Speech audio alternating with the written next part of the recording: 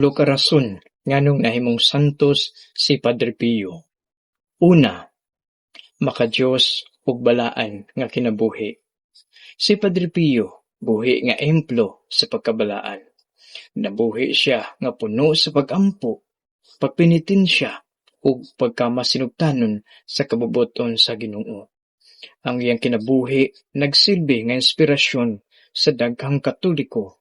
Ikaduha, istigmata o mga samad ni Kristo. Nakasinati siya og istigmata, mga samad sa iyang lawas, nga sama sa mga samad ni Kristo sa krus. Kini nakita nga ilhanan sa iyang espiritual nga pagigambit sa pag-antos ni Jesus. Ikatulo, mga milagro o pag-ayo.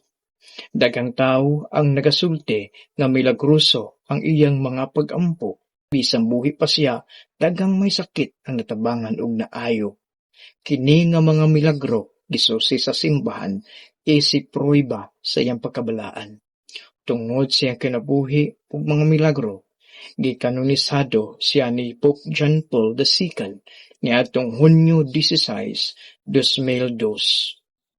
Saint Padre Pio, pray for us. Glory to God forever.